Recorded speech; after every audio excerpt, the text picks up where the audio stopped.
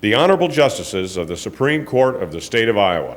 Hear ye, hear ye. The Honorable Supreme Court of the State of Iowa is now in session.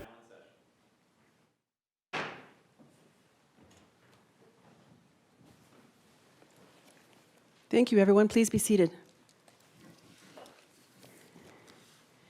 We are here this morning for 3 different oral arguments, and we will start with the case of Vasquez and Covington versus Iowa Department of Human Services. And it looks like the parties are ready. Mr. Ogden will be arguing for the state, is that correct? You may begin.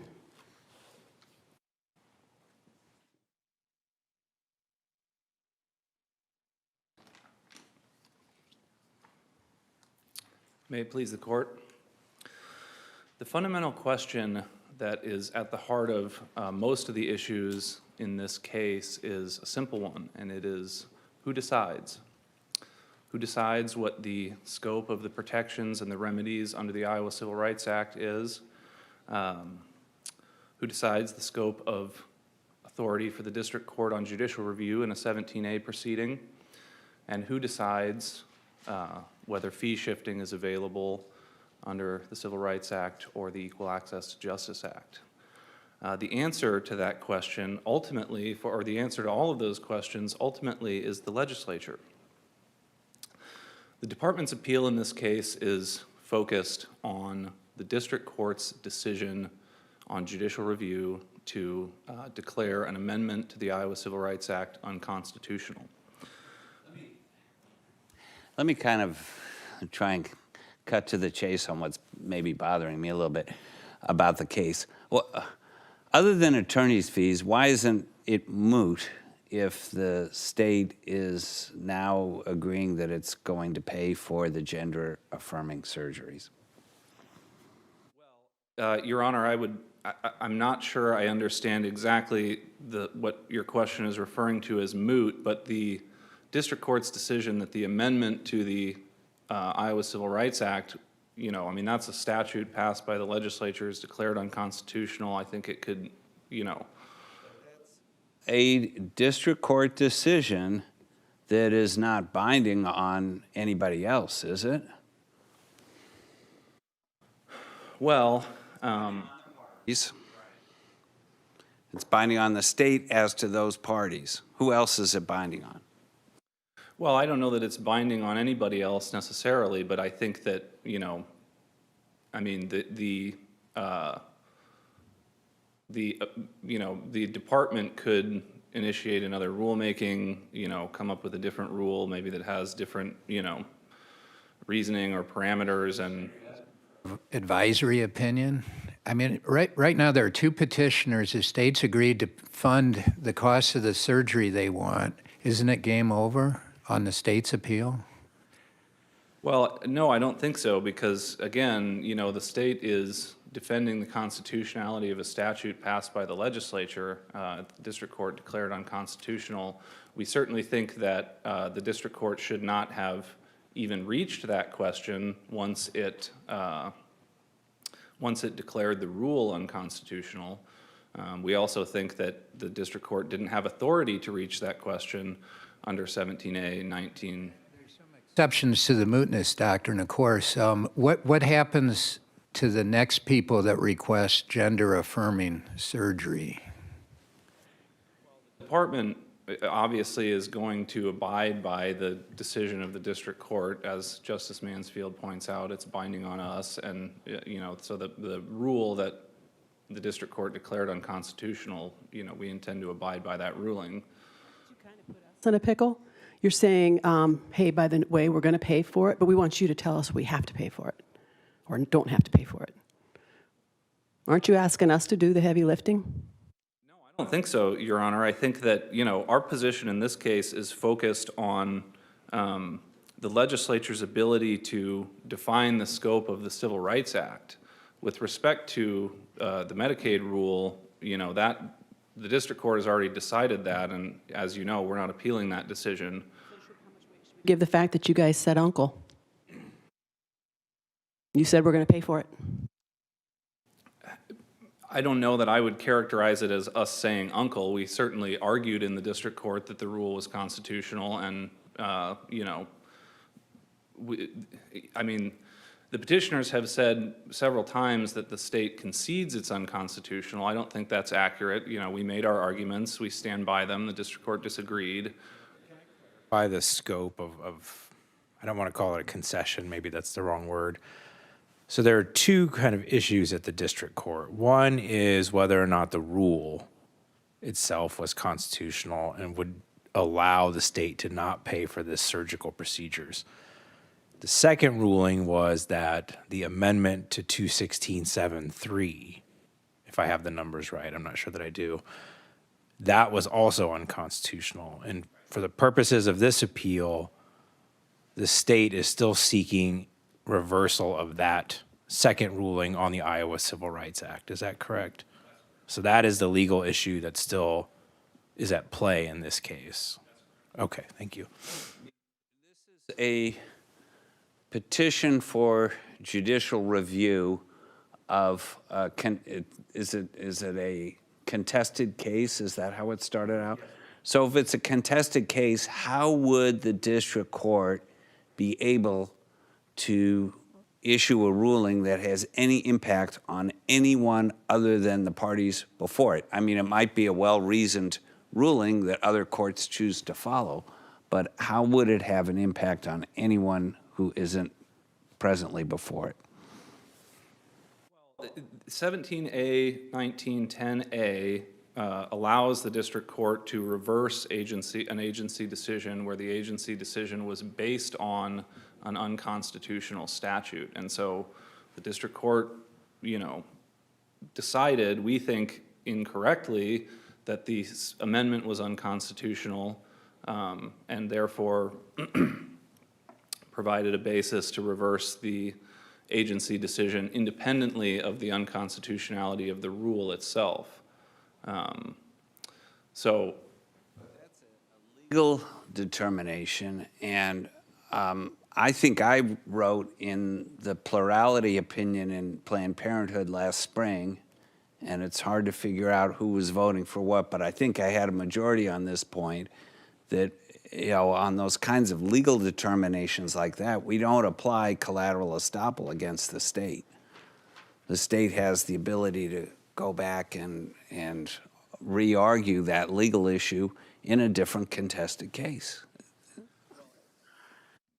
to be candid, Your Honor, I'm not sure that we would oppose a decision to that effect. I mean, we certainly, you know, our purpose in coming here today is to argue that the statute that the legislature passed is constitutional. And, you know, I think that, you know, we would maintain that position in the future. Administrative level, I understand the state's position that rational basis is the standard. But what if nothing is positive, nobody knows for sure what's going to happen down the road? So can you help me understand the lack of any evidence whatsoever put on by the state regarding the position of the plaintiffs that the surgery is medically necessary? And as we can tell from the several amicus briefs, help me understand the record is not just slim, it's like bare on from the state. Well, you know, I think that the,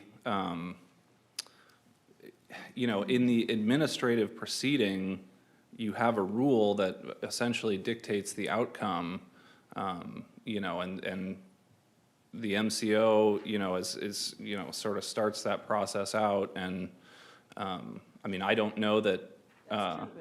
Judicial review, and a lawyer knows that. Even though at the bottom level you might not have to put on much, you do know in the back of your mind this is probably the kind of case that's going to go a little further than administrative review. So why not? I'm not sure I can answer that question, Justice Christensen. I think that, you know, I don't know that the position of the state has ever been that these individuals, healthcare providers, you know, are wrong about their, you know, medical judgment. I'm not sure that, you know, how helpful that record would be in a constitutional looking at this in a constitutional question. But I also, I would point out that the constitutionality of the Medicaid rule is not properly before the court in this case. You have nothing to decide. On new rulemaking, is it going to be a 4-year wait before that rule's replaced? Or do you know? I don't know about that specifically. I think that, the department is certainly going to look at that and, assess their options. And If we reach the merits on the constitutionality of the statute, should we be guided by cases like Harris v. McRae, where the U.S. Supreme Court, at the time abortion in Roe v. Wade was the law of the land, you had a constitutional right to get an abortion, and yet the court upheld the Hyde Amendment that prohibited federal funding for abortions? Isn't there a constitutional difference here between saying you may be allowed to get this procedure or surgical gender-affirming care, but the state doesn't have to pay for it? I think that, that's a big part of our argument. And, one of the things where we're kind of two ships passing in the night is that the petitioners throughout this litigation treat the amendment to the Civil Rights Act as a prohibition on government funding for these surgical procedures. And it is not that. It does not prohibit, it doesn't, first of all, it doesn't prohibit them from getting it, and it doesn't even prohibit the state from paying for it. All it does is it says, this court obviously in the Good case said that the Iowa Civil Rights Act requires public accommodations, including the Medicaid program, to pay for these things, and the legislature came back and said, no, it doesn't. And they're entitled to do that. I mean, they're the ones who get to decide what the scope of the Civil Rights Act is. Distinguish some of the cases relied on by amici, like Reitman and Romer, which indicates that even some of these carve-outs may be unconstitutional. Well, I think that the best way to think about it in this case is, because it's not a prohibition, you think about, it's like imagine if this language had gone in with the amendment in 2007 when they added gender identity to the Civil Rights Act. If they had just said at that time, discrimination is prohibited based on race, religion, sex, sexual orientation, and gender identity, comma, except as it relates to government funding of medical care, right? I don't think that you would have an argument that that amendment is unconstitutional because it doesn't go far enough when they're not required to add the protection in the first place. So the cases like Romer and Reitman are dealing with what the court viewed as a kind of like a taking away of protections that they, had granted or could grant it. And I think in this case, This is similar, though. In Romer, the constitutional provision at issue said municipalities could not extend protections to people based on, I believe it was sexual orientation in that case. And the court said even though there's no requirement that municipalities extend that protection, you can't have these kinds of carve-outs that are targeted toward particular categories of people. That seems to me to be the essence of the plaintiff's argument. Well, it certainly is the essence of their argument, but I think that the problem with that is that, you're not dealing with you're only dealing with a carve-out that targets a specific population in the sense that, the legislature was trying to correct what it viewed as a misinterpretation of the Civil Rights Act in the most narrow way that it could, right? It could have just said, Medicaid is not a public accommodation. It could have repealed the Civil Rights Act altogether. It went with a narrow reinterpretation of its own statute. And I would point out that Romer was decided on a rational basis analysis. And so, the sort of the crux of Romer is not that the legislature doesn't get to, make these sort of carve-outs at all. The crux of the issue there was that they couldn't come up with any rational basis for doing so. And, you know, I certainly don't think that's what you have in this case. The state argues that its fiscal rationale or costs of avoidance supports this bill. How much does this surgery cost? I don't believe we have numbers for that on the record, Your Honor, but I would point out that, you know, that's really more of a rationale supporting the rule itself, because the statute, as I said, it doesn't prohibit the government from paying for these procedures. All it does is reinterprets the scope of its civil rights protection statute, which it, you know, has every right to do, as multiple cases from this court have recognized. When you've got a judicial interpretation of a statute, the legislature disagrees, they can come back and say, no, this is what we meant. So for those reasons, I would ask that the district court judgment be reversed to the extent that we've requested it in our brief. Thank you. Horvath will be arguing for plaintiffs.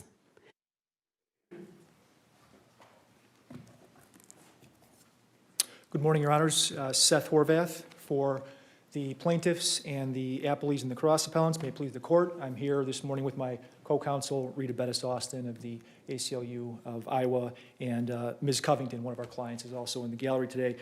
Your Honors, Division 20 nullified this court's decision in good, and then the district court held that Division 20 and the regulation we're dealing with in this case were both unconstitutional, but it dismissed the plaintiff's challenge to the regulation under the Iowa Civil Rights Act. So from plaintiff's standpoint, there are two issues before the court. There's the constitutionality of Division 20 and the legality of the regulation under ICRA.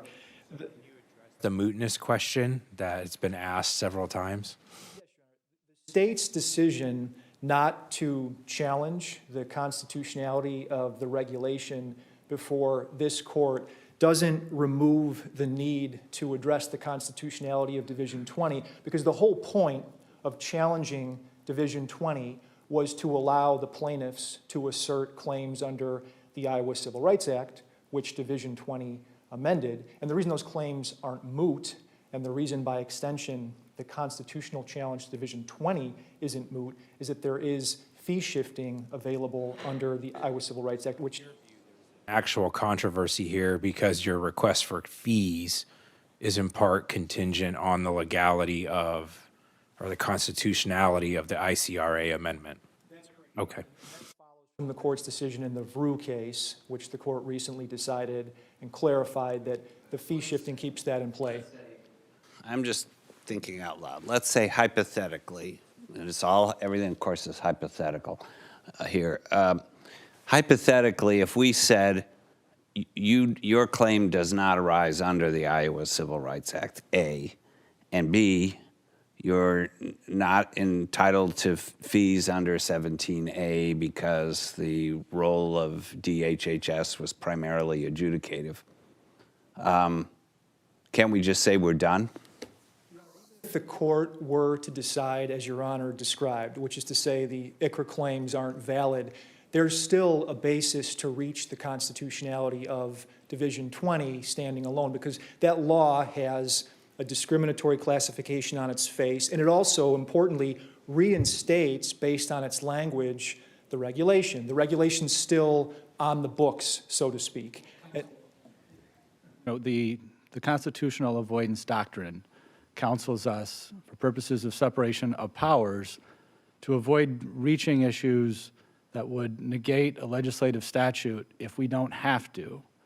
And if, following the hypothetical that Justice Mansfield just laid out, if we were to find that we could resolve this case without reaching the constitutional question, doesn't that doctrine counsel us to do that?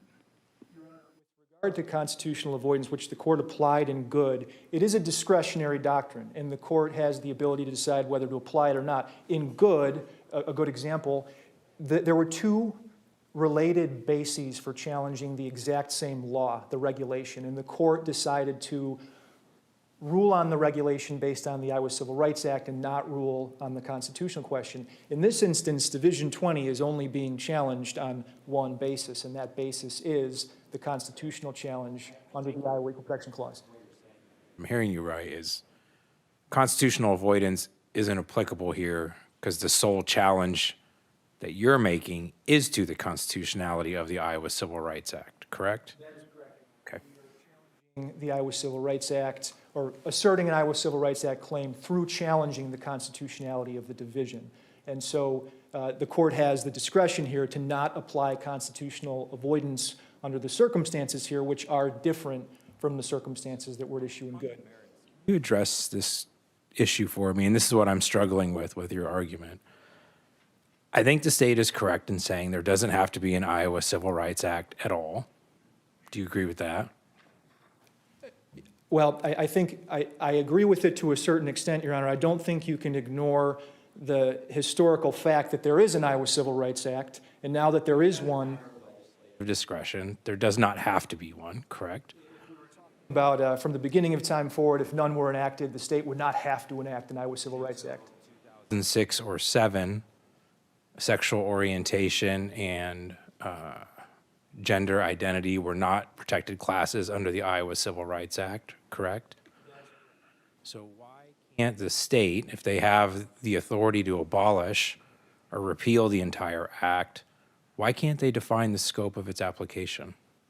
Your Honor, I believe it's, again, a matter of timing and historical context. There is an Iowa Civil Rights Act now. It was amended to extend certain protections. Those protections are in place, and the state has now enacted a law that would retract those protections as to a particular targeted group. So even though, if we're talking about the beginning of time, hypothetically forward, the state doesn't have to enact the statute, it did.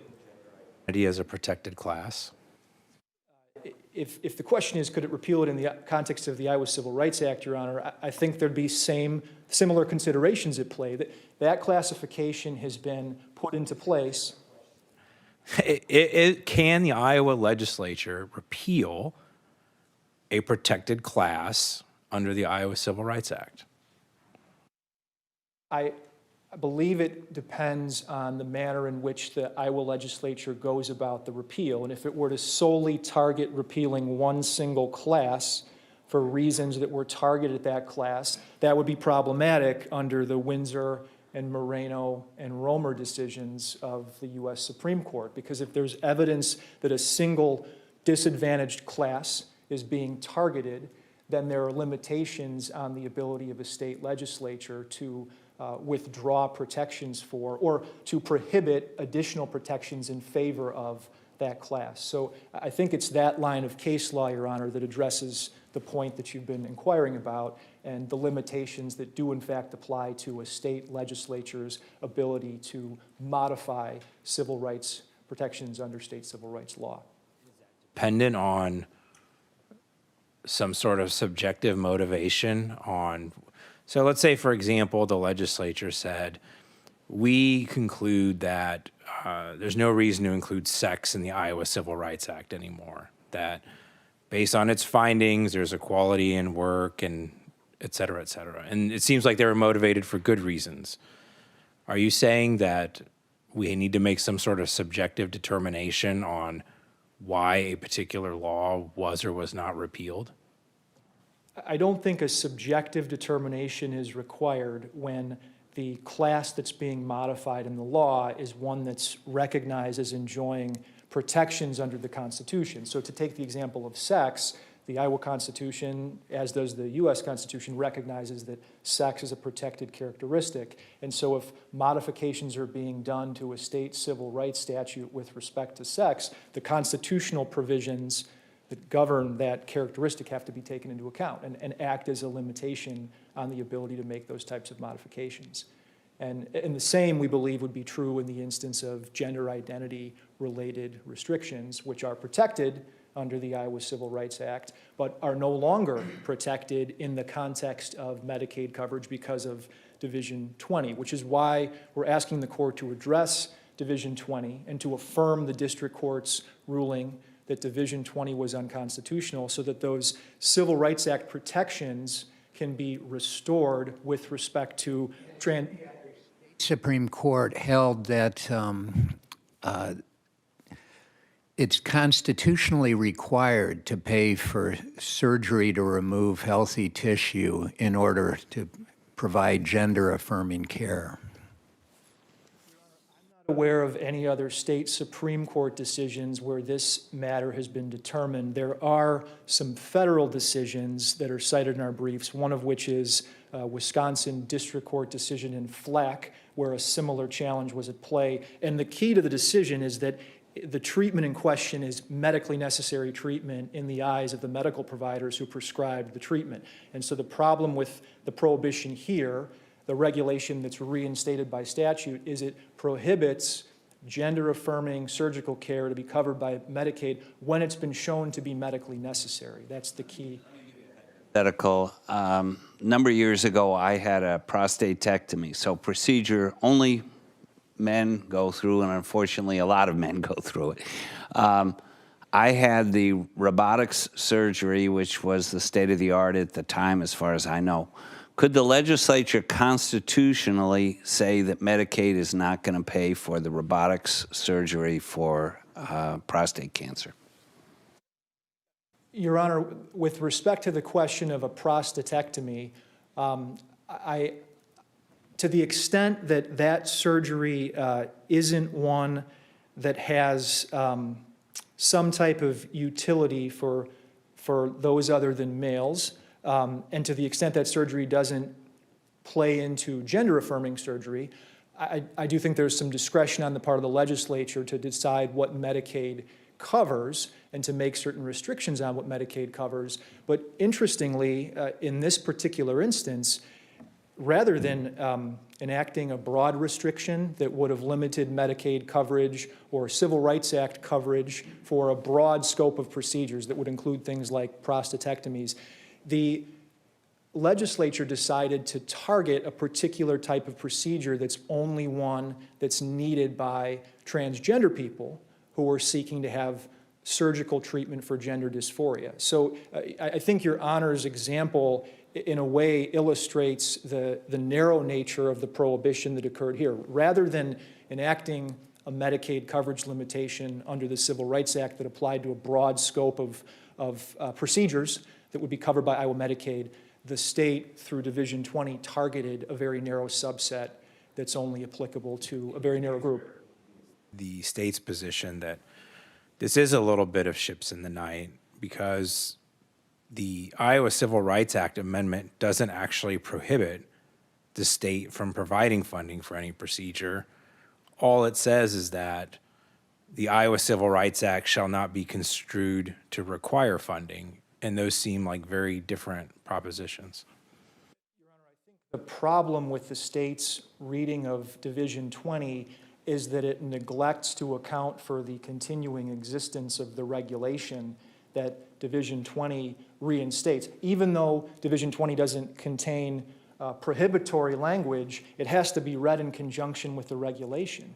And the regulation, as we know from DHS's conduct in this case, was in fact enforced based on the enactment of the division. So the good case was decided, and under the good case, because the conduct of DHS in enforcing the regulation was prohibited by good, DHS for a time wasn't able to enforce the regulation. And then Division 20 was enacted, and after Division 20's enactment, the regulation was enforced again. So we know there's a relationship between Division 20 and the regulation. We know that from DHS's conduct, and the state's position doesn't address that link between Division 20 and the regulatory text. Should constitutionally draw a line between surgery that's medically necessary to remove diseased tissue and surgery that's sought for psychological reasons only.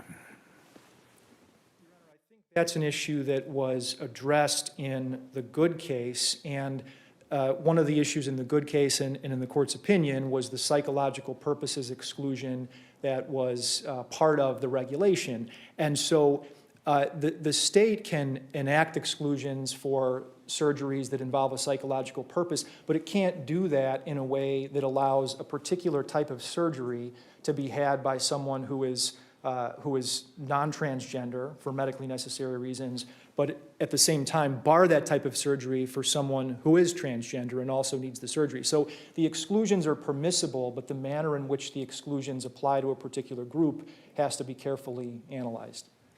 One of your cross-appeal claims is the attorney fee issue. Why did the district court get that wrong?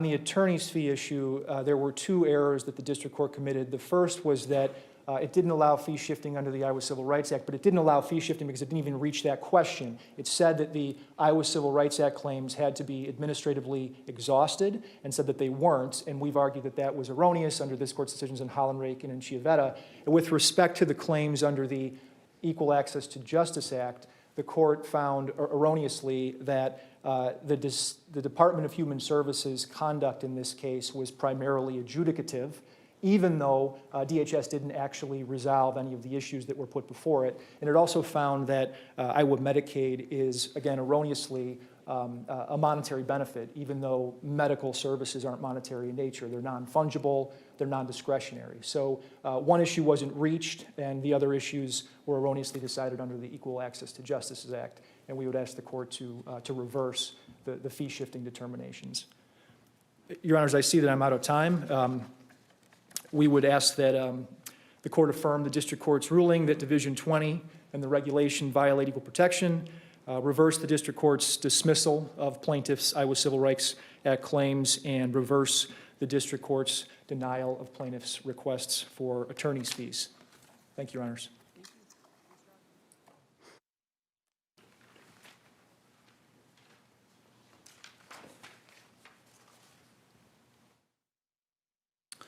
I'd like to start by addressing the question of constitutional avoidance.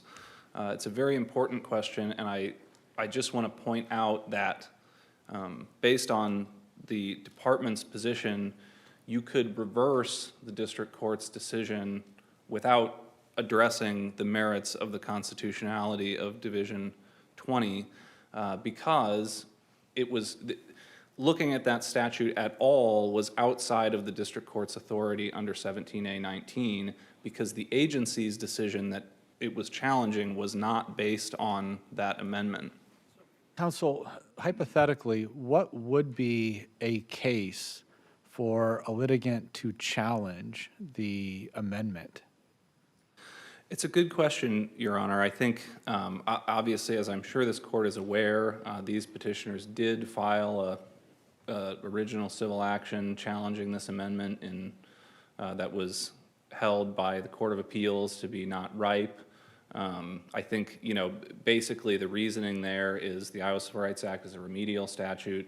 If you don't have anything to remedy, their claim was not ripe at that point. I think it's possible that, if the conditions for the claim ripening were met, obviously you could, you've got an action for declaratory judgment available probably. In response to your argument about ships in the night, counsel says that really the regulation is kind of shielded by the amendment to the Iowa Civil Rights Act. And in a sense, they're inextricably intertwined. You can't have the regulation without the statutory change, which I think relates to Justice McDermott's question of how would you challenge it other than in this kind of proceeding. What is your response to his argument that these two things are necessarily intertwined? Two responses, Justice McDonald. First of all, they are not inextricably linked. They're extremely extricable. I mean, the DHS could repeal that regulation the next day and, the statute would have nothing to say about that. What you're dealing with there is not a legislative enactment that reinstates the rule. It's Legal effect.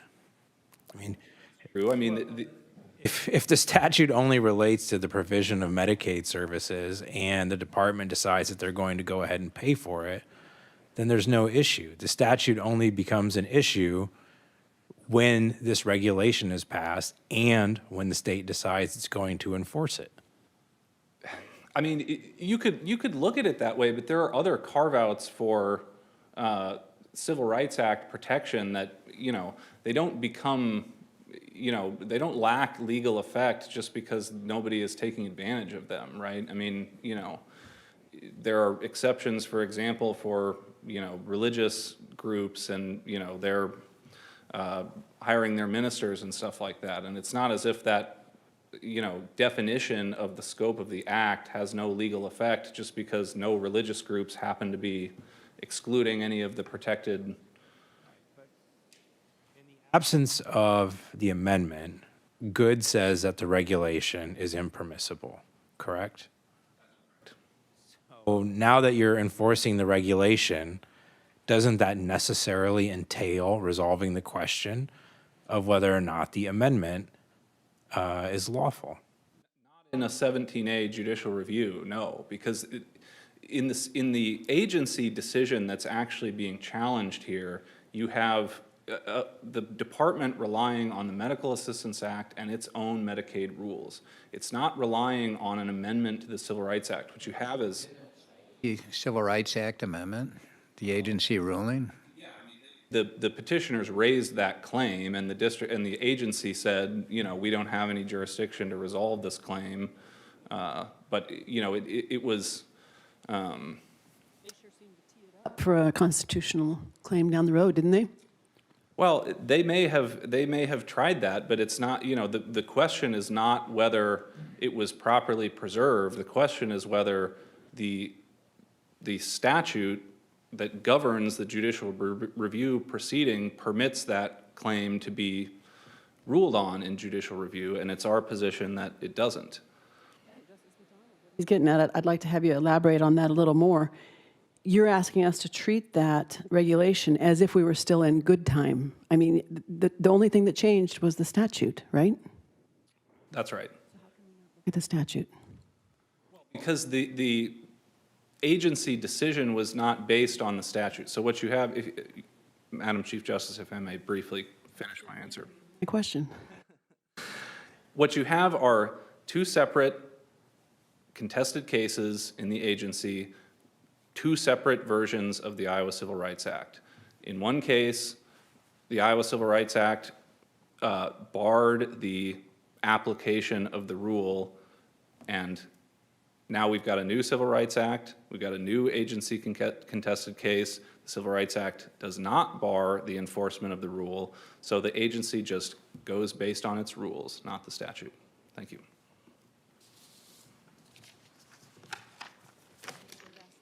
Versus Iowa Department of Health and Human Services is hereby submitted.